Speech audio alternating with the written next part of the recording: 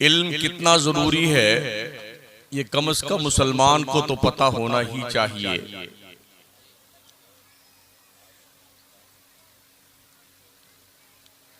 जब दुनिया अंधेरों की मुसाफिर थी,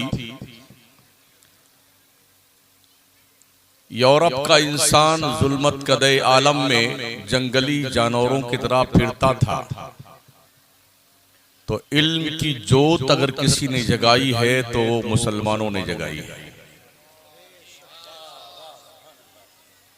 एक दौर था आज के तकरीबन 600 साल पहले कि इल्म सिर्फ मुसलमानों के पास था। अल्लाह करीम ने कुरान को अरबी में उतारा ही इसलिए है कि लोगों को अक्ल आ जाए। मेरा रब फरमाता है, इन्ना अंज़लनाहु कुरआनन अरबिय्यन लअल्लकुम ताक़िलून, बेशक हमने कुरान को अरबी जबान में नाजिल किया है ताकि तुम्हें अक्ल आ जाए। अगर कुरान की दानिशमंदी, कुरान का शऊर, कुरान का इल्म लोगों के पास नहीं है, भले ही कितने दानिश्वर क्यों न बने मगर वो अक्ल से पैदल है। शायद आपको हमारे दावे में बहुत ज्यादा बड़ाई दिखाई पड़ती हो, मगर सच्चाई यही है। एक दौर था जब इल्म सिर्फ पंडितों के पास होता था, पुरोहितों के पास होता था, पादरियों के पास होता था, कानों में इल्म सिखाया जाता था, लोग कान में पढ़ देते थे और एक दो आदमी के पास इल्म होता था, बकिया पूरी दुनिया जाहिल, गंवार, अनपढ़ रहती थी। मगर जब हमारे नबी सल्लल्लाहु ताला अलैहि वसल्लम तशरीफ लाए, इल्म को इतना सस्ता कर दिया जितना सस्ता पानी है और हवा है।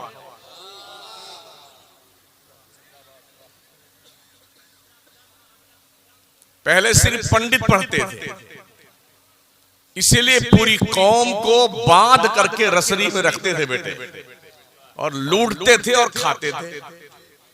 यही हाल यहूदियों का था, यही हाल ईसाइयों का था। मगर आमिना के लाल ने जो इदारा कायम किया ना, उस इदारे का नाम मदरसा दारे अरकम है। पहले मुदर्रिस का नाम मोहम्मदुर रसूलुल्लाह है और उसके मुहतमिम का नाम हजरत अबू बकर सिद्दीक। नारे तकबीर, नारे रिसालत, सुभान अल्लाह, सुभान अल्लाह। से गुजारिश है, मेरी तकरीर में नारा ना लगा, फिर लगा लीजिए किसी के।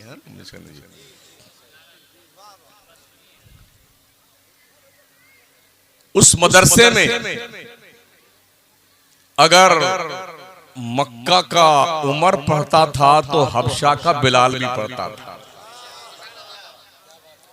उस मदरसे में मक्का का उस्मान भी पढ़ता था और ज़ैद बिन हारिसा भी पढ़ता था, सुहैब रूमी भी पढ़ता था। उस मदरसे में अमीर, गरीब, फकीर सब पढ़ते थे। और उस मदरसे के जो तलबा पढ़ के निकले ना, उनके कदम को दुनिया भर की इंसानियत के लिए मिशाले राह बताया गया है। अस्हाबी कन्नुजूम फबिअय्यिहिम इक्तदैतुम इह्तदैतुम। ये कैसे पढ़े लिखे लोग थे, जब इन्होंने पढ़ना शुरू किया तो दुनिया की सारी कौमों ने इनकी बारगाहे नाज में जानुए तलम्मुस तय करना शुरू किया। कुरान आया इसीलिए कि इंसान अक्लमंद बन जाए। दुनिया को पढ़ने दो ना, कसम खुदा कि इनके बाप को मुसलमान होना पड़ेगा। इस्लाम दिलों को इंप्रेस करता है। अगर ऐसा ना होता तो अब तक कब का खत्म हो गया होता इस्लाम। मगर इस्लाम जिहालत का मजहब नहीं है, इस्लाम अज्ञानता का मजहब नहीं है, इस्लाम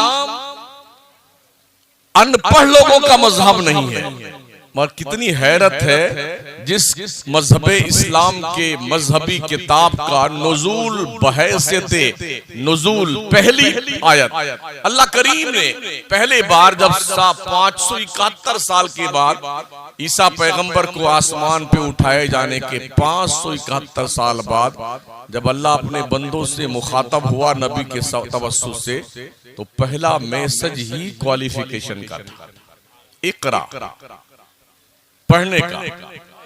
कितनी हैरत है जिस कौम के मजहबी किताब का आगाज क्वालिफिकेशन से हो रहा है, उस कौम का हाल ये है कि शेड्यूल कास्ट से भी निचले तबके में तालीम के मामले में जितनी रिपोर्टें हमारे मुल्क की हैं, चाहे वो मंडल आयोग की रिपोर्ट हो, श्री कृष्णा कमीशन की रिपोर्ट हो, सारी रिपोर्टें ये बताती हैं मुसलमान बहुत पीछे है तालीम के मामले में, बहुत पीछे है तालीम के मामले में। जब तक हमने पढ़ा था दुनिया के 3 बर्रे आजम पर हमने हुकूमत की है। ये पढ़े लिखे लोग थे जिन्होंने अखंड भारत पर 800 साल हुकूमत की थी।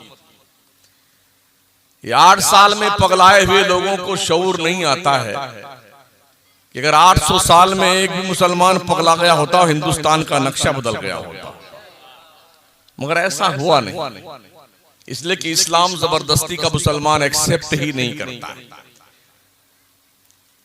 डडोरा पीटा जाता जरूर है, धर्म परिवर्तन, धर्म परिवर्तन, धर्म परिवर्तन।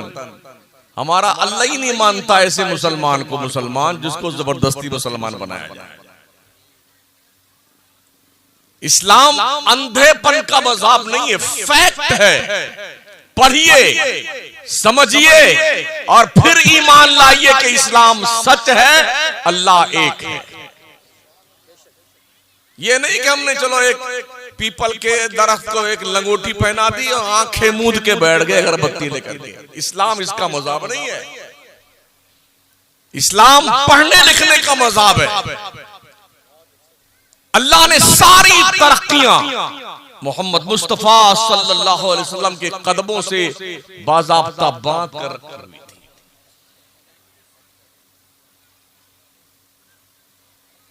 और मैं ऐसे नहीं कह रहा हूं, भाई पढ़े लिखे लोग तो थे ना, लोग बड़े ज्ञानी लोग थे, बड़े माइंडेड लोग थे।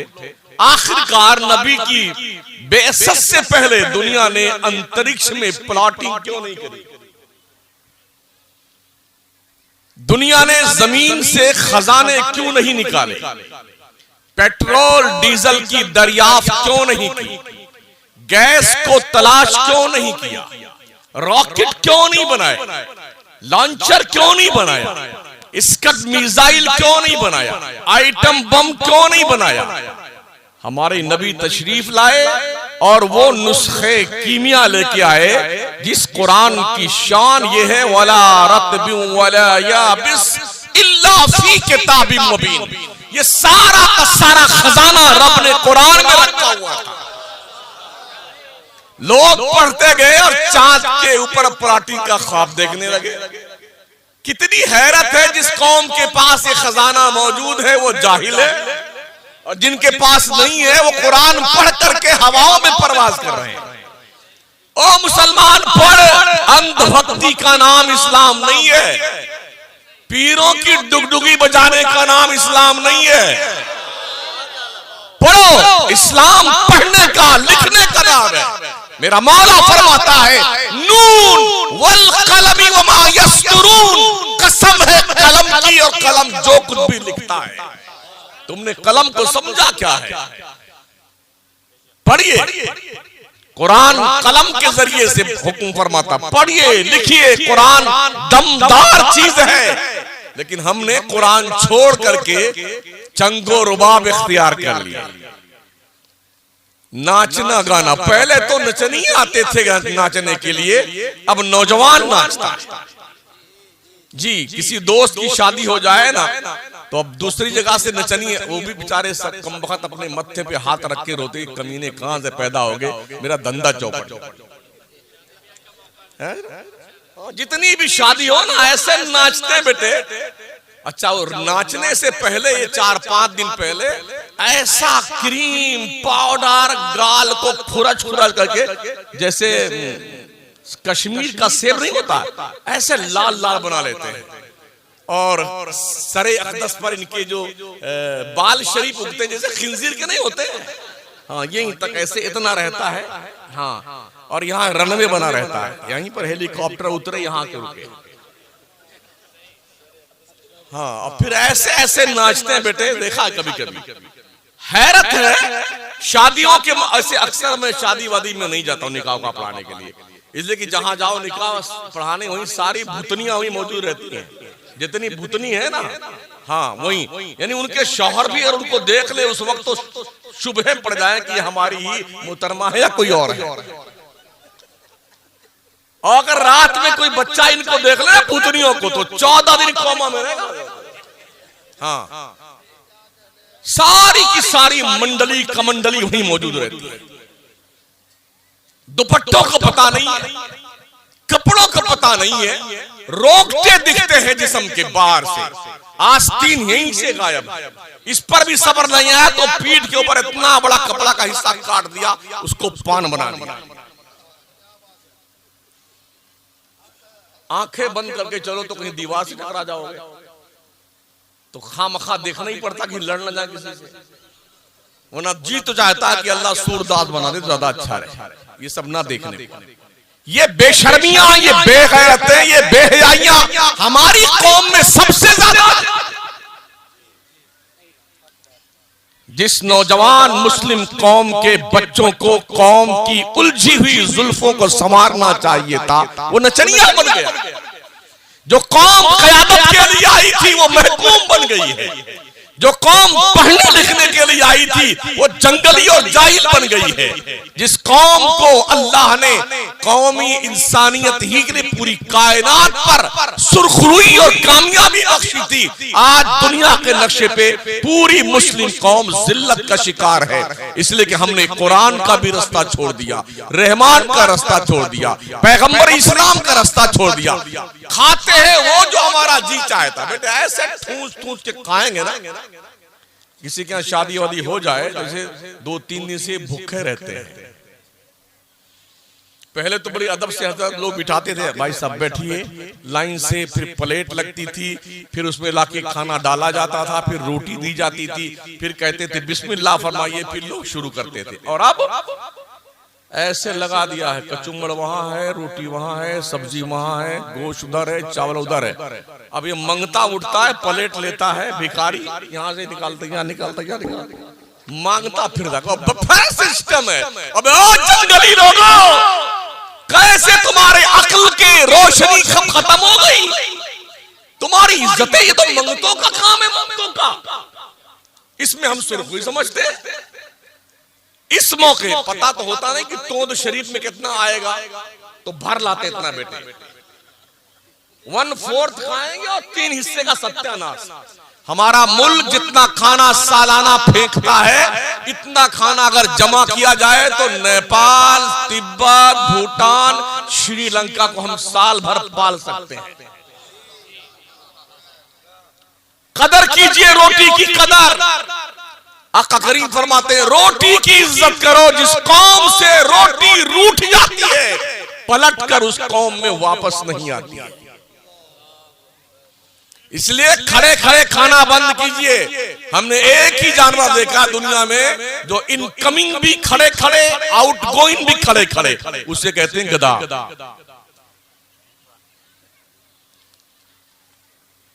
सारा काम वो खड़े खड़े करता है।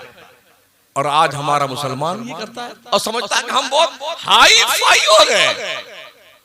अरे पढ़ लिख करके शऊर आना चाहिए, तुम तो उल्टे गधे बनते जा रहे हो। इल्म तो रोशनी लेके आता है ना। वेस्टर्न कल्चर को अगर तुमने आसमानी तबर्रुक समझा है तो देख लो और पढ़ लो। यूरोप का इंसान इतना पगला गया, इतना पगला गया कि भाग भाग करके अपना मजहब छोड़ के इस्लाम के दामन में पना ले रहा है। पढ़ो उनकी हिस्ट्री, जो जानवर बन गए थे, दिल का सुकून न मिला, तलाशे सुकून के लिए इस्लाम के दामन में पनाह लेनी पड़ी। कुरान पढ़िए ना, कुरान हिदायत और रहबरी के लिए। इन हाज़ल कुरान यहदी लिल्लती ही अक़वम, बेशक ये कुरान सिर्फ तुम्हारे मुर्दों की बख्शी करवाने नहीं आया। हाँ, ये कुरान पूरी दुनिया की इंसानियत की हिदायत और रहबरी के लिए आया। मगर जैसे कोई मरेगा ना घर में, भाग के आएंगे हजरत मौलाना मंसूर साहब किबला, हमारे अब्बा मर गए, यतीम बच्चों को भेज दीजिए। बेटा यतीम तो तू बना है, बाप तेरा मरा है, यतीम बच्चे यहाँ बैठे हुए हैं। यतीम बच्चों को बुला दीजिए फातिहा करने के लिए। जनाब आप यतीम हुए हैं इसलिए कि आपका बाप मरा है और ढूंढ रहे हैं मदरसे में यतीम बच्चों को। अब फिर क्या कहेंगे, तो दिन में करवाइएगा फातिहा कुरान खानिया। अगर इन्होंने कह दिया ना कि थोड़ा अभी पढ़ाई का वक्त है, बाद में छुट्टी के, अरे अगर नहीं किया ना आ जाना चंदा लेने, बताएंगे आप। ये डाउन्स भी देते हैं बेटे। अरे शुक्र मनाओ इन मदरसों का, वरना बगैर कफन और दफन के जाओगे बेटे। अभी गया लेटेस्ट मामला, 2 साल नहीं गुजरे, 3रा साल चल रहा है। लॉकडाउन के पीरियड में ना कफन, ना दफन, न जनाजा, न गुसल शरीफ, न जियारते रूए ज़ेबा, कुछ नहीं। ऐसे मारे गए बेटे, ऐसे मारे गए। कलेजी बेच दी, गुर्दा बेच दिया, आंतड़ियां बेच दी, दिल बेचा, और जनाब भेजा बेच दिया, आंखें निकाल ली। ऐसा प्लास्टिक में पैक किया ना, यूं पैक करने का 2 बंदूकधारी आएंगे, वो भी प्लास्टिक में लेटे रहते हैं। हाँ, और कब्रिस्तान आए, जेसीबी की कब्र खोदी जाती है, उसी जेसीबी से ताकि स्वाहा जाइए बुर्द से, मट्टी से। ये हमने 2 साल देखा बगैर जनाजे के। शुक्र मनाओ फैजुल गुरबा जैसे इदारों का। मरोगे तुम तो तुम्हारे मरने के बाद तेरे जनाजे की नमाज कोई डॉक्टर नहीं पढ़ाएगा, कोई इंजीनियर नहीं पढ़ाएगा, कोई लॉयर नहीं पढ़ाएगा, यही मदरसे के बच्चे और उलमा पढ़ाएगा। तुम हकीर नजरों से देखते हो मदरसों को। ये मदरसे ना होते ना तो सरों पे इज्जत का ये वकार नहीं दिखता। ये मदरसे ना होते ना तो दिल में कलमे की रोशनी नहीं होती। ये मदरसे ना होते तो मस्जिदों के मीनारों पर अजान की आहूत लाहूती आवाज ना गूंज रही होती। ये मदरसों का एहसान है कि आज इस्लाम जिंदा है, आज मुसलमान जिंदा है। जब ही मदरसों पे बड़ी पैनी नजर है जी। आज ये जांच, कल वो जांच, परसों वो जांच, अब इसकी जांच, अब उसकी जांच, मौलाना के फाइल की जांच, मदरसे की जमीन की जांच। अरे और बहुत सारे स्कूल चलते हैं भैया, उनकी भी जांच कर लिया। मदरसों ने तुम्हारा क्या बिगाड़ा? अरे जहां ढंग की टोटी मौजूद नहीं है, ढंग की चटाई मौजूद नहीं, वहां बम ढूंढने आते हैं। बोले मदरसों में आतंकवादी पैदा होते हैं। बेटे एक को नहीं पैदा हुआ आज तक। जितने पकड़े गए हैं आज तक उनमें कोई एक भी मुसलमान नहीं। सब तुम हो, हम कहीं नहीं है। हम कहां हैं? दिल्ली के राजपथ पर जाके देखो, आजादी हिंद के लिए 83,000 इंसानों ने जो कुर्बानियां दी थी, जो नाम वहां लिखा है उसमें 63,000 ओनली मुस्लिम है। बकिया में तुम सब हो। 63,000 मुसलमान हैं 83,000 में, जिन्होंने कुर्बानी दी है देश की। और इन कुर्बानी देने वालों में उलमाए अहले सुन्नत सरे फेरिस्त है, कोई चंबूड़ी वहाबड़ा नहीं इसमें। हाँ, ये सब इमाम अहमद रजा के इश्क के मतवाले लोग हैं, ख्वाजा के दीवाने, मखदूम पिया के मानने वाले ये वो लोग हैं जिन्होंने कुर्बानियां दी। वो आप ही क्या जाने कुर्बानी किसको कहते हैं। ये कमबख्त कल भी डकैत थे, आज भी डकैत थे। अभी नहीं सुना उसका बयान कि दोनों एक के हैं। एक बदनी नहीं है, बदनी। हाँ, कि दोनों एक ही हैं। कितनी हैरत की बात। दिल्ली की सरहद से लेके शेर शाह सोरी रोड पर लाहौर तक 57,000 उलमाए अहले सुन्नत को पेड़ों पे लटका कर अंग्रेजों ने सूली पे चढ़ाया। किस जुर्म की पादाश में? देश की आजादी का बिगुल बजाने। अभी बड़ा दुख है लोगों को, फतवाबाज मौलाना लोग हैं। बेटे ये फतवा ना होता ना तो देश आजादी नहीं होता,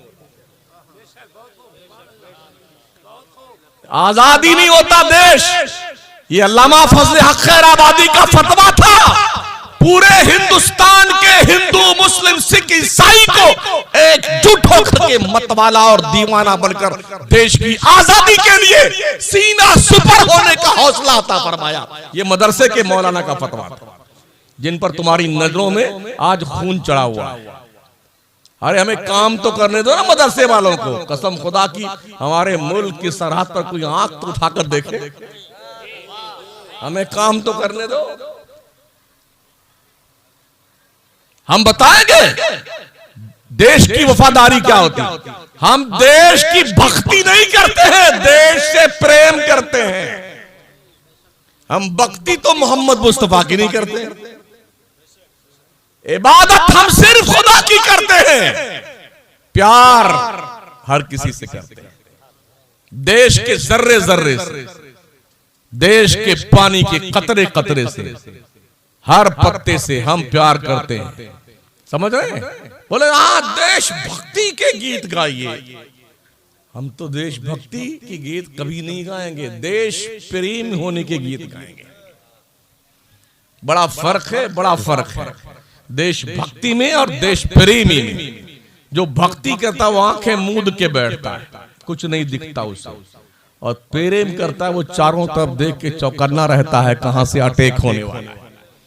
समझ रहे हैं? इसलिए जरूरत इस बात की है साथियों, हम इन मदरसों की कदर करें। मदरसों की लोगों अपनी कमाई का कुछ हिस्सा मखसूस कर लिया करो कि मुझे पर मंथ मदरसों में इतना देना है। ये उलमा तुमसे बेहतर धंधा कर सकते हैं। इन्होंने बे मुजारबत पढ़ी है, बाबुल बुयू पढ़ा है, बे ताती पढ़ी है, बे सलाम पढ़ा है। धंधा होता कैसे है, कई कई किताबें इन्होंने छान मारी है। अगर ये मेहनत करने पे आ जाएं तो किसी के बाप से ज्यादा धंधा कर सकते हैं। समझ रहे हैं? लेकिन ये 6,000 रुपल्ली में, 7,000 रुपल्ली में, 8,000 रुपल्ली में बेचारे चंदा भी करके लेके आते हैं, और साहब पढ़ाते भी यही है, सारा काम ही नहीं कर रहा। फिर कमेटी सेक्रेटरी सदर, अरे मौलाना साहब खबीस कहीं का कमेटी कैसी, तू जा चंदा लेके आना बेटा। किसी भी सेठ की जेब से 5 रुपया निकालना कितना मुश्किल होता है। हमने देखा बंबई जैसे शहर में जब चंदा करने लोग जाते हैं ना, तो उनकी सखावत का भंडारा एक ही रात में फूटता है, 27वीं रात। और कहते कि सबको 27 बुलाते हैं। अब बेचारा एक ही तारीख में, एक ही रात में कहां कहां जाए। अब मान लीजिए भयंदर किसी की सेंट का जाना है, उसी कुलाबा जाना, उसी टाइम दारू खाना जाना है। एक एक सेंट के पास 4 मरतबा जाता है मौलाना, रोजा रख करके। समझ रहे हैं? और कहता नहीं कल आइए, परसों आइए। जितना वो चंदा देता है उतना किराए में खर्च हो जाता है। इतने सठिया गए हमारे सेठ, इनकी बुद्धि भ्रष्ट कम वक्तों की। ये समझते हैं कि हमने कमाया है, तेरे बाप ने कमाया है। अल्लाह पाक ने तौफीक ना देती होती ना, भिखमंगा बनकर रहता भिखमंगा। हाँ, शुक्र मना अपने परवरदिगार का, उसने तुझे इस लायक बनाया को देने वाला बड़ा है। आका फरमाते ऊपर वाला हाथ नीचे वाले हाथ से अच्छा है। एहसान मानो इन उलमा का, तुम्हारे पास आकर के कुछ पैसे ले आते हैं जो दीन में खर्च होता है, वरना पता नहीं कहां तुम खर्च करोगे। अय्याशी फुहाशी बेहयाई में हो सकता है तेरी बख्शिश की जमानत बन जाए ये चंद रुपए।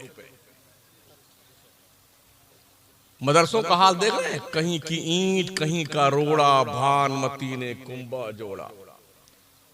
ढंग का यार दरवाजा नहीं है, टूटियां टूटी हुई हैं, रोशनदान बिखरा हुआ है।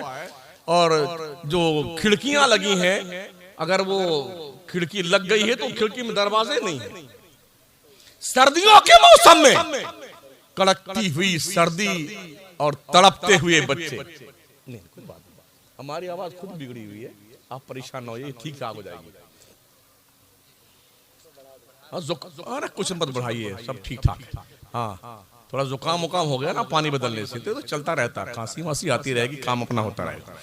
तो अर्ज में कर रहा था साथियों, हमने मदरसों के हालात देखे हैं, हम भी मदरसे ही में पढ़े हैं, और अल्लाह गवाह है, एक छोटे से गांव में पैदा हुई। मेरे रब ने इतना करम किया कि छोटे से गांव के एक छोटे से मौलवी को जमीन से उठा करके चौथे आसमान पे पहुंचा दिया। ये इल्म दीन मुस्तफा की बरकत। हक बोलना शुरू कीजिए। मैं अपनी बिरादरी के लोगों से बड़े अदब से इल्तिमास करूंगा, किसी के बाप से नहीं डरना है। जितनी रोजी अल्लाह ने मुकद्दर में लिखी है, किसी का बाप एक पैसा छीन नहीं सकता, और कोई एक पैसा ज्यादा दे नहीं सकता है। हमारी ड्यूटी यह है कि हम रब का काम करें, मुस्तफा का काम करें। अल्लाह करीम है, वो चाहता है तो मकड़ी के जाले से अपने महबूब की हिफाजत कर लेता है, और जब उसके गजब का तीर चलता है ना, तो शद्दाद को उसकी जन्नत की चौखट पे पटक के मारता है। कारून जैसे दौलतमंद को जमीन में धंसा के मारता है। खुदाई का दम भरने वाले नमरूद को लंगड़े मच्छर से मारता है, और खुदाई का दावा करने वाले फिरौन को दरिया में डुबो के मारता है। इसलिए कोई सठियाया हुआ सेठ ये ना समझे मैं तो फॉर्च्यूनर में चल रहा हूं। बेटे तुम मरेगा ना तो तेरी औलादें तेरी फॉर्च्यूनर साइड में छुपा कर रख देंगी, अब्बा की मरी हुई डेड बॉडी की हवा ना लगने पाए फॉर्च्यूनर। हाँ, और शायद तेरी औलादें कभी तेरी कब्र पर फातिहा पढ़ने जाएं। इस मदरसे में तेरा एक पैसा लग जाएगा ना, एक ईंट लग जाएगी ना, जब तक मदरसा सलामत रहेगा तू मर जाएगा। तेरे मरने के बाद जन्नत की हवाएं इसी खिड़की से आती रहती। मदरसों को लावारिस मत समझो, ये मुस्तफा का घर है। मस्जिदें अल्लाह का घर है, मदरसे रसूल अल्लाह का घर है। अपना घर सुसज्जित करने वालों, कम से कम इतना शर्म तो आनी चाहिए, रसूलुल्लाह का घर किस बेयारो मददगार की कंडीशन में, या पढ़ने वाले कैसे लोग। हमें कोई आपत्ति नहीं, दुनिया चाहे लाखों करोड़ों खुदा बना ले, हमें क्या लेना देना यार। कुत्ता, बिल्ली, घोड़ा, गधा, हवा, पानी, सूरज, चांद, सितारे, आग, दरिया, वगैरह, पहाड़, पेशाब, पखाना, सबको पूछते ना लोग दुनिया। हमें कोई आपत्ति नहीं यार, लेकिन तुम हमसे ये तवक्को मत करो कि हम भी ऐसे ही बुद्धू बन जाए। ये अब पेशानी आवारा पेशानी नहीं है, ये पेशानी झुकेगी तो वहदहुल्ला शरीक के सामने झुकेगी। तो मानो ना क्या दिक्कत आती है। पढ़ने दो दुनिया को, जब दुनिया पढ़ करके काबिल बनेगी, इस्लाम कबूल करने से उसे कोई रोक नहीं सकता है। माइक टाइसन का नाम सुना आपने? मुक्केबाज, बॉडी बिल्डर, ईसाई था। ईसाई, उसको किसने मारा था? 2-4 थप्पड़ की, जबरदस्ती इस्लाम कबूल कर। कुछ नहीं जी, छुआ नहीं किसी ने, लेकिन मुसलमान हो गया। मोहम्मद अली किले, किसने कहा था मुसलमान हो? कलमा पढ़ी। मिस्टर बीन, हंसी दुनिया का बादशाह, किसने कहा था मुसलमान हो जाओ? सुनीता विलियम, किसने कहा था मुसलमान हो जाओ? एक वो और था माइकल जैक्सन, हाँ, कभी औरत बनता था कभी मर्द बनता था। किसने कहा था मुसलमान हो जाओ? मोशे महाशय जी। अभी फीफा वर्ल्ड कप हुआ कतर में, बड़ा आपत्ति दर्ज कराया दूसरे मुल्कों ने कि तुम्हें नमाज के वक्त, अजान के वक्त अजान बंद करनी पड़ेगी, सिस्टम चेंज करना पड़ेगा, तब इस फीफा वर्ल्ड कप की मेजबानी हम तुम्हें देंगे। कतर ने कहा एक ढेला बदलाव नहीं करेंगे हम। सुन लो, हमारा जो सिस्टम इस्लाम का है उसी सिस्टम को फॉलो करेंगे। तुम यहाँ खेलने आओ चाहे चूल्हे भाड़ में जाओ। आए आए खेलने के लिए, अजान की आवाजें सुनकर के हजारों के कलमे पढ़ लिए, हजारों ने। हाँ जी, किसी ने कहा नहीं तुम मुसलमान हो जाओ, बस अजान की आवाजें सुनी ना, तो इससे पता चलता कि मुअज्जिन थोड़ा ठीक रखे जाए। हाँ, ऐसा नहीं कि मतलब फटा बांस की तरह बांसुरी बजाएं, वो अच्छी आवाज हो, तलफ्फुज ठीक हो, अंदाज ठीक हो अजान देने का, सुनने वाला चलते चलते रुक जाए, यार क्या आ रहा है, कानों में काहे की आवाज आ रही है। कुरान की तिलावत ऐसी करने वाले हो ना जो दिलों में घुस जाया करे। यही तो करते थे ना हजरत अबू बकर सिद्दीक ने। क्या किया था, अपने मकान के बाहरी वाले कमरे के अंदर बुलंद आवाज से रात में तिलावत करते, तो बड़े बड़े दज्जाले वक्त मक्का के सोरमा शैतान, उनकी औरतें, उनके बच्चे छुप छुप के आके कान लगा के सुनते अबू बकर क्या पढ़ रहा है। तो उसमें से लोग जब डिस्टर्ब होने लगे, अपने मजहब से बेजार हुए, कुछ मुसलमान बनने लगे, कुछ बनने की तैयारी करने लगे, तो लोगों ने बाज़ाब्ता एहतिजाज जताया कि अबू बकर तुम अपने बाहर के कमरे में बुलंद आवाज से कुरान मत पढ़ा करो, हमारी औरतें, हमारे बच्चे तुम्हारा कुरान सुनती हैं और तुम्हारी तरफ मायल होने की कोशिश करती है, लिहाजा तुम अपने अंदर वाले कमरे में पढ़ा करो। अरे यार, मुश्क की खुशबू कोई रोक सकता है? नहीं छुपती है खुशबू जी, कोई रोक नहीं सकता खुशबू को, कोई कैद नहीं कर सकता है। इसलिए साथियों, कुरान पढ़ो ना यार। हमें ने जंग नहीं की है, जंग से इस्लाम को नहीं फैलाया गया है। हमने जितनी जंगें की हैं वो दिफाई जंग की हैं। लोगों ने हम पे जंग थोपा है तो हमने अपना बाज़ाब्ता तौर पर दिफा किया है।